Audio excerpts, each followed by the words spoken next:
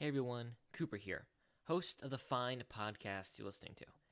I just want to let you know that the episode you clicked on has a format that is very heavily inspired by a podcast called The Booking It.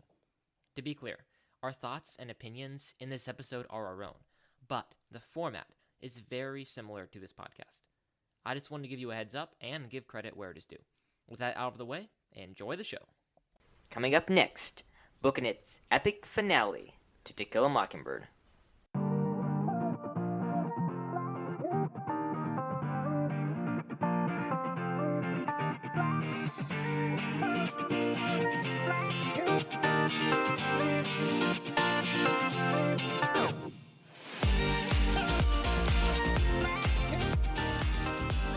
Hey everybody, and welcome back to Bookin' It.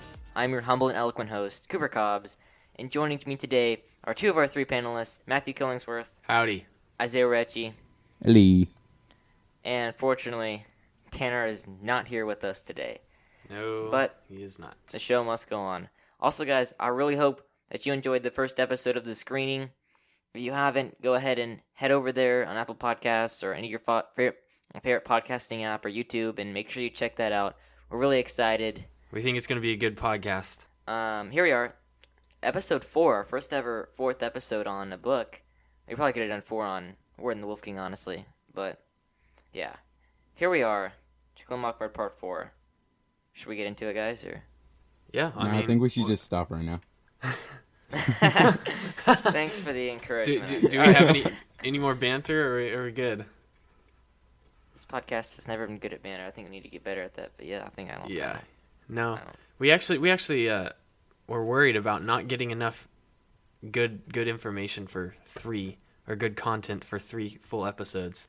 But turns out we need to do an extra 4th one because we had a lot to say about. This is episode 30. Oh, no way. Wow. It's 30 whole episodes. Almost 30 straight weeks. I think it's been like 27 straight weeks. Okay. Oh, because we did take a 1-week break at one point. Yeah, we did. Actually, no, because the episode that shall not be named that has now since been deleted. Remember, we released that one? No, actually, I don't. I actually don't remember that. Apologies and updates. Oh, I said it. Yes. Those of you who may not know, in between episodes 2 and 3, we released like a 2-minute. It was just me, and it was a mournful tone. It was pretty bad. Sorry. Oh man. We don't have an episode. That was terrible. I actually forgot about it. Yeah, we deleted it. Oh yeah. Yeah, it was way better to just show up with no episode than for y'all to hear that. It was pretty bad. And plus, it was like the updates part of it pretty much got scrapped. Yeah. In the next episode. It was completely inaccurate because we changed our decision afterwards. Yes, so. It shall not be mentioned. Regardless, we are a lot more well-trained and more experienced now. That didn't really make sense, but you know what I meant. We talk pretty. Yeah. Much more eloquent now. Eloquent here. Anyway, episode 4, we're going to be focusing mostly on the trial today, since we didn't get around to it last episode. The trial. So before we the trial. So before we get Cooper wants to give everybody a word of warning, for all the young listeners. Oh, yeah. He usually likes to say it, but I wanted to say it so he couldn't. Yes, Matthew often does this to me. Anyway, trial scene. So before we get more specific, anything you guys want to say about the trial?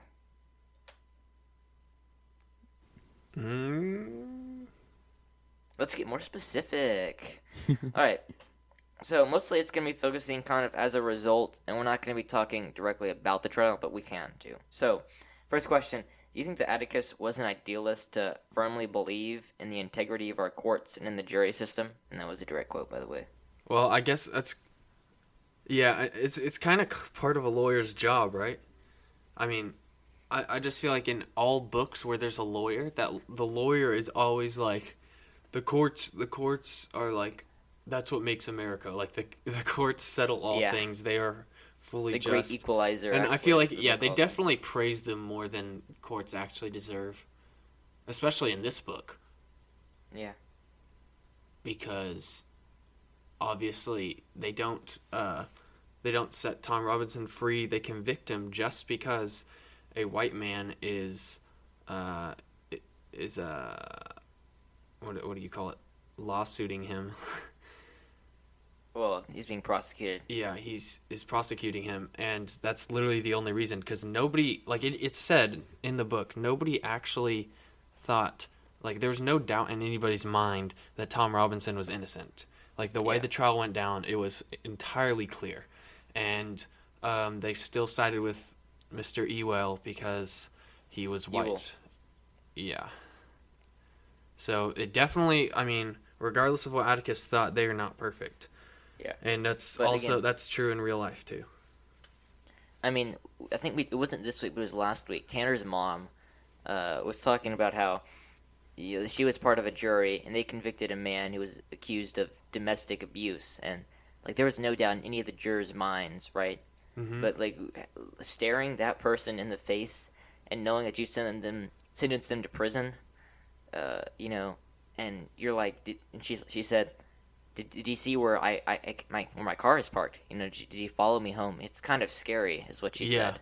Yeah. So we think and about that's, that. and that's actually like when she was making the right decision. Can you imagine convicting someone who is completely innocent, and staring them in the face and saying, "I know you're innocent, but I'm gonna send you to jail for the rest of your life." And that's even. But then again, that's even worse. It's true. I mean, yeah, it's like if you didn't believe that the court was going to be fair, why would you even do it? Like if you were trying to defend someone, you thought the court was going to be unfair against them. Like why would you even take the job or anything, or try to do it? In Atticus's case, he just had to. He said he knew from the beginning that he had a very, very small chance. I think he actually might have used the word impossible at some point. Yeah, Scott asked him, "Do we have a chance?" And he said no. Yeah, exactly. He said he had no chance, and he was right, but he still had to do it. He still had to try, just for Tom Robinson's sake. So Jem also said this after the trial: Christian judges and lawyers can't make up for heathen juries. What do you think we have a jury system in the first place?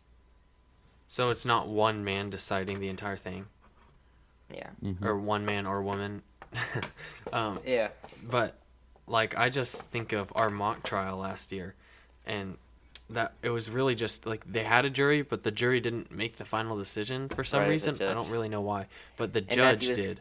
Been prejudiced against the judge because he decided against Matthew. Dude, how? They're just being nice to the other team.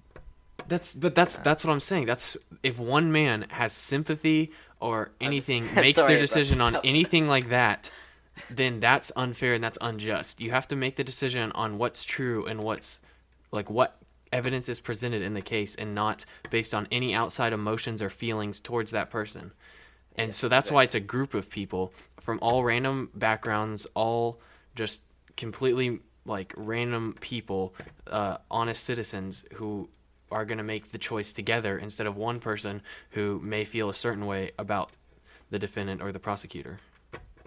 And that's how the case should be. I mean, it's safe to say that if Judge Taylor presided over this case, that Tom would have been innocent, right?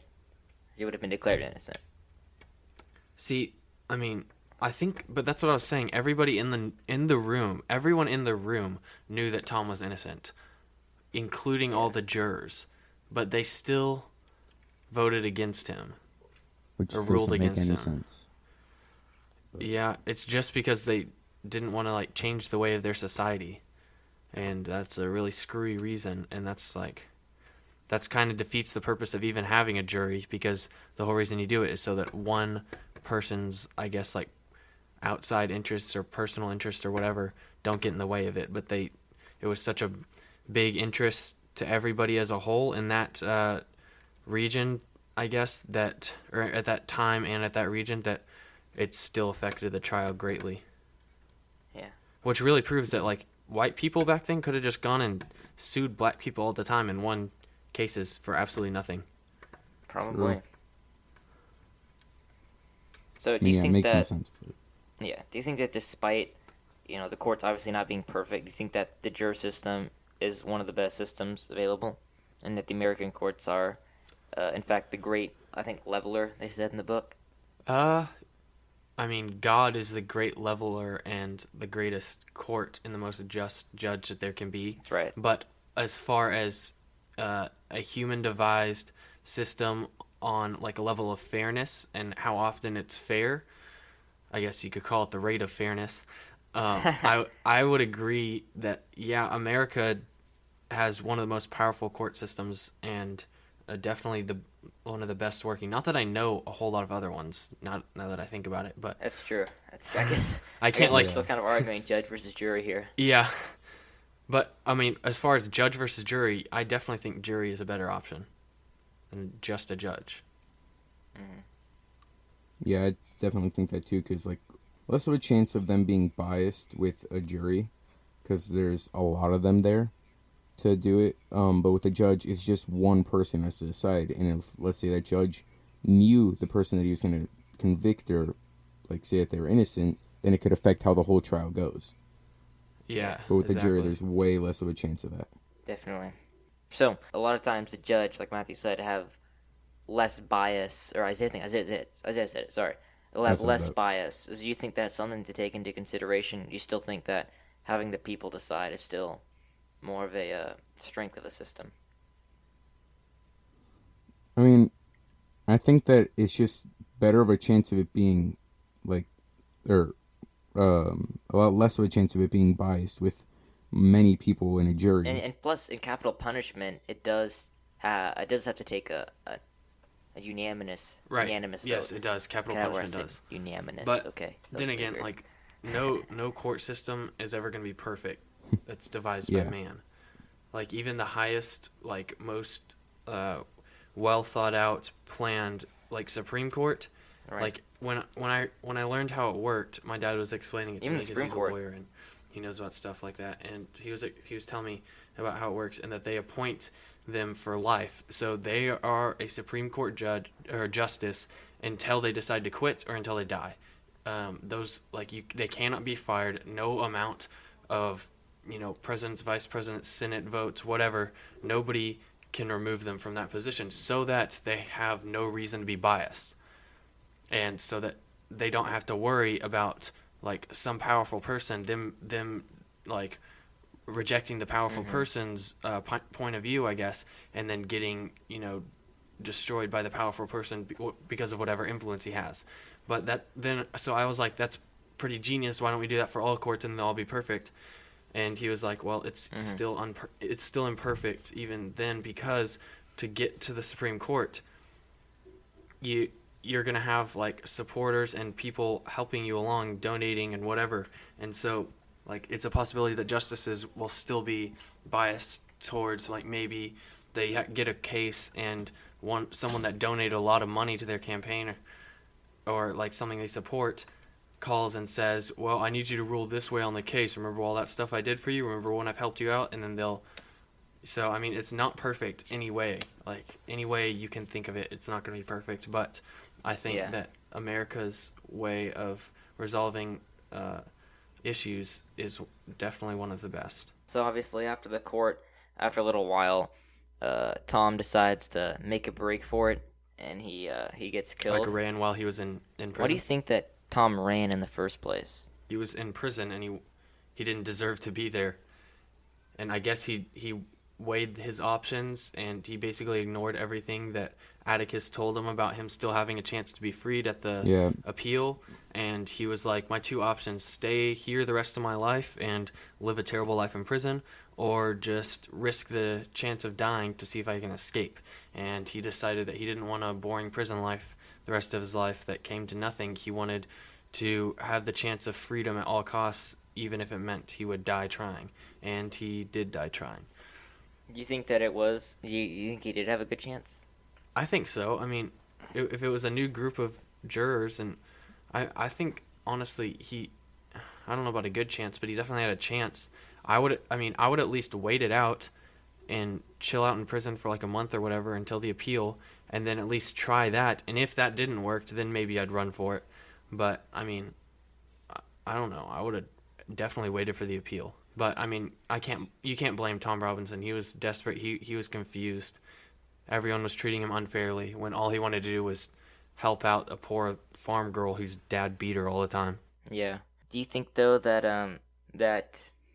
oh yeah, sorry. So I think it was Hectate, Yeah. the sheriff said What a name. that yeah, that shooting Tom was the same thing as like shooting a cripple. Do you agree with that? Well, I don't think it'd be like really the same thing as that, because a crippled person is obviously No. someone whose like legs or arms don't work, and I think Technically, one of his arms doesn't work. wait, does it? No. Oh, that's right. Oh yeah, so I guess he would be shooting a cripple. Yeah. It was a weird way to say it though. Like Hectate was like, it would be like shooting a cripple. No, it would literally be shooting a cripple, because if his arm doesn't work, then Yeah. he's basically a cripple. So I don't know. I guess I agree. Sure. How about you, Cooper? Yeah, I mean, I don't know.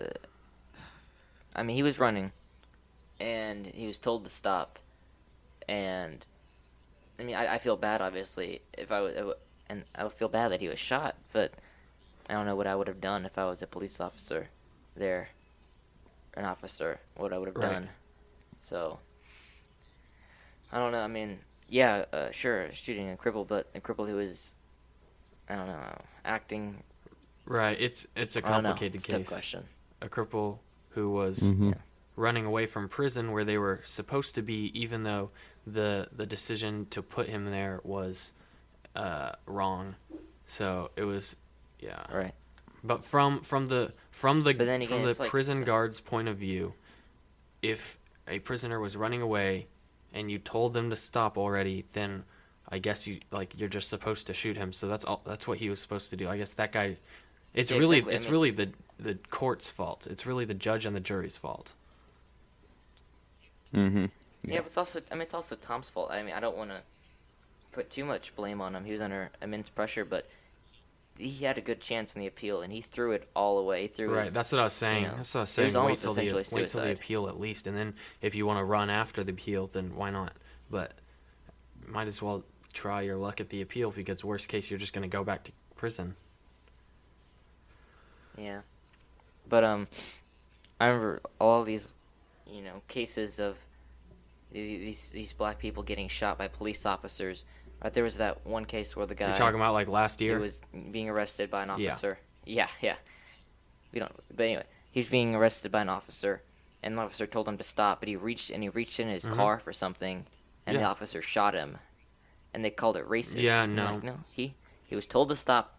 There was a weapon in the car, so it's a little different. Though. It's completely flipped. But anyway. Honestly, because if it was a black cop shooting a white person who reached into the car after they were told to stop, then they would have been the hero of the earth. They would have been justified. They would have been, yeah. Oh, more than justified. They would have Yeah. been praised. But I mean, I'm not saying. Oh, definitely. I'm not saying it's a bad thing. I'm not saying a cop saving who knows how many people from dying is a bad thing. I'm saying it's a good thing, no matter what color the cop or the criminal is. It doesn't matter. I'm saying like it's the same thing either way. Yeah, exactly. So there's another part in this book that I don't remember reading the first time, and it was Scout's teacher was talking about how bad the Nazis were, 'cause it's just around the time before World War II, and how the Nazis discriminated against the Jews and how unfair that was. But then Scout was saying how that same person had been like walking out of the courtroom that day with I think Miss Stephanie Meyer, right? That's her name, and she was saying like a bunch of racist stuff, and she's I don't understand how people can be against the Nazis and yet be that racist. Yeah, and that was the point where the teacher got really upset about that and told her to shut up, right? No, I don't think she said it out loud. Here, let me see if I can find that spot. But yeah, I mean, Scout has a point. That was a good Yeah. thought on her part, because that's true. All men are created equal means all men are created equal. There's no conditions, there's no exceptions. It's as simple as it can get. And yet, I don't think anyone has ever taken it that simply and there's always something else that gets thrown into the mix, I guess. Either way it is. Also, there's another interesting thing. It said that even though a lot of the townspeople despised Atticus for what he did in defending Tom Robinson, they still reelected him Yeah. to the state legislature unanimously. Yeah, no, that was weird. And you're like, hold up. Why do you think they did that? I mean, maybe he was in that small little Maycomb town. He might have very well been the only, or at least the best trained Only lawyer. person running. Only person running, or like the obviously best choice I don't know. if there was anyone else. You know what's funny though is, I wonder if it was. I don't know. I don't want to speculate in Harperley's mind, but if it was, I hate you for this, but I secretly respect you, and I wouldn't think of putting anybody else up there. Honestly, I don't know. I don't know how you could really hate Atticus, like actually hate him. But it's like the people knew that they were wrong in their hearts. It's like, Yeah, I know I'm wrong, but I don't want to Yeah. admit it. that's true. Anyway, so here we are at the last part of the book. So this is always really confusing. The last part of the book, like who killed Bob Oh, Ewell? yeah. It is. That is very interesting. And Atticus was very convinced that Jim had done it, for whatever reason. Yeah. I Yeah. personally don't think Jim did it. I think it was most likely Boo Radley, and I kept Yeah. That's probably I the- kept yeah, it was expecting like Boo Radley was sitting there the whole time. Heck and Atticus were arguing about Jim doing it or not, and Boo was just sitting there. I kept expecting it to be like Boo Radley speaks up, "Oh, I did it, sir," and then they're like, "Oh, well, it's fine. We'll just off the records with that. It's fine." That's what I Yeah. expected to happen, but it did not happen. So I don't know. Maybe Boo was just like, "I'll let them sort this out." Yeah. Well, Boo was not the most no, outgoing fella, a little bit of an introvert. Do you think it was right though that they let Boo off the hook Let him off the hook for what? for I guess it was self-defense, Well, but yeah. He should saved they have at two least tried to kids that think an was right? old man I- chased yeah. them in the dark, grabbed them, like threw them on the ground, and tried to kill him with a knife. I mean, I don't think that's letting him off the hook. Yeah. I agree with what they did with letting him go. I mean, like Matthew just said. Mr. Ewell got let off the hook by getting killed because he would have hopefully gotten way worse punishment than that. Ewell. It's Ewell. Whatever. Do you think that he was a coward though at the end, Mr. Ewell? Yeah, I think he was a coward the whole time. Was he ever not a coward? In the movie, and hopefully we'll get to talk about it on the screening, but the movie kind of portrays Mr. Ewell as that guy who is arrogant, who is kind of, he thinks he's above everybody else, but at the end he was a coward, Mhm. right? But do you think that in the book he's portrayed that way? Like, just think about it. No, I'm not trying to. I always lean thought one of way or him another. as like, I think you used the word or used the phrase "scum of the earth" to describe the Ewells in Yeah. one of the former episodes, and I think that up until the trial point, everyone like I guess knew who he was, but he was kind of like that guy that like you think about Mr. Ewell, and then you're like, oh, I want to stop thinking about him, or like something like that, and like because I feel like it was almost like a little show off type thing, for one of better words. Like he was just trying to get some attention, put the spotlight on himself a little bit so that everyone knew who he was, and also like throw a black guy in jail just because he was mad. I mean, I don't really think that he thought he was better than everyone else. I thought he seemed kind of like insecure and just trying to get some attention from like the whole town. That's what I thought.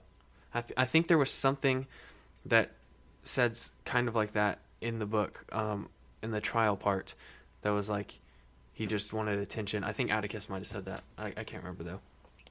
So I think it was Scout who said it.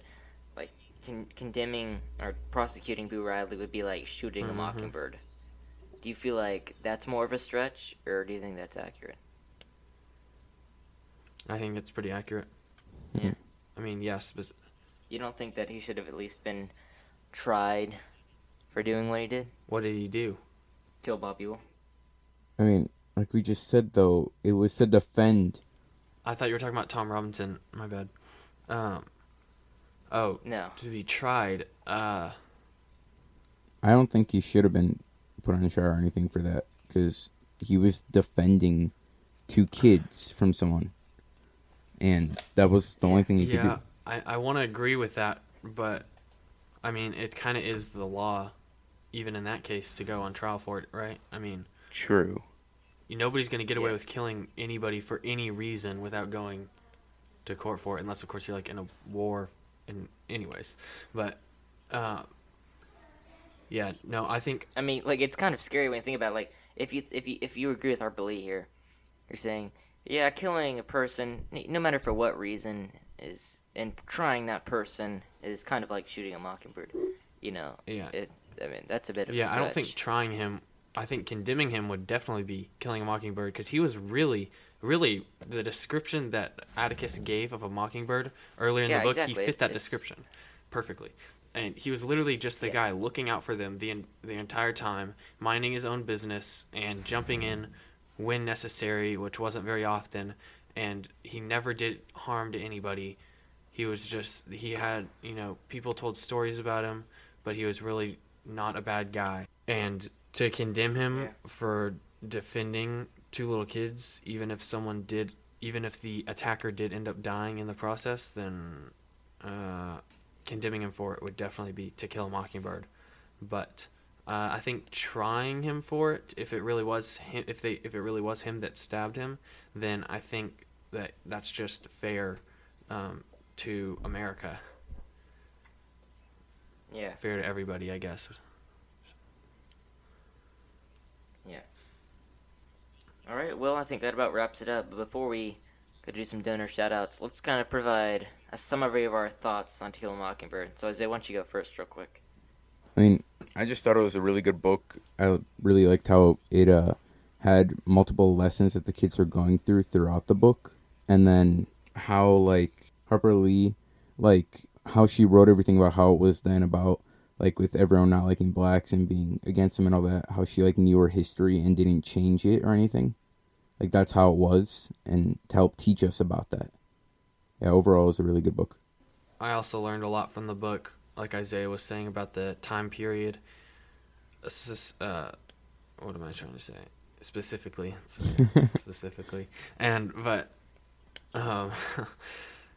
But also I really appreciated, like, she wrote it in such an entertaining way. Like, there's so many history or historical fiction novels that are just, like, dead boring that you don't want to read.